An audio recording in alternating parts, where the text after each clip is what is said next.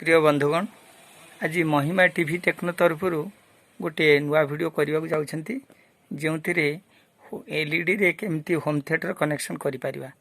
सर्वप्रथम देखा ये आमर होम थिएटर रखाई ए छटी कनेक्शन रही दुईटी कनेक्शन ऑडियो इनपुट पाई आउ चारोटी ऑडियो आउटपुट पाई। ऑडियो आउटपुट रे आम साधारणतः स्पीकर कनेक्शन दबा बर्तमान गोटे स्पीकर लगागला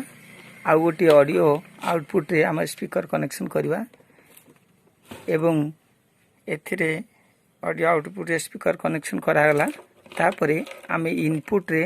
वर्तमान एटा एलईडी को कनेक्शन हबो एटे इनपुट रे दबा दुईटी पॉइंट देछि इनपुट पाई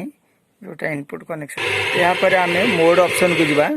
मोड ऑप्शन द्वारा एयूएक्स ऑप्शन को आसिला एयूएक्स ऑप्शन रहितवा समय रे आम होम थिएटर को कनेक्शन करवा। आम एलईडी रे केते गुडा कनेक्शन देखुचंती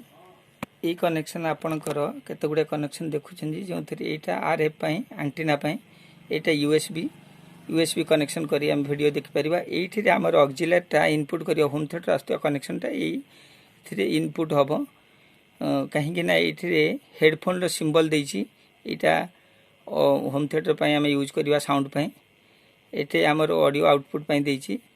एथिरे हमर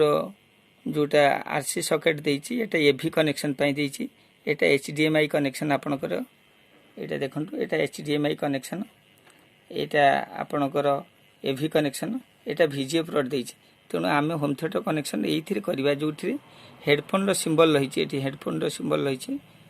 एथिरे हम होम थिएटर कनेक्शन करबा।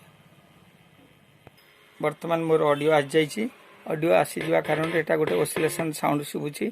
एवं यही पुष्टा को एठी हम पुश करबा वर्तमान साउंड पाई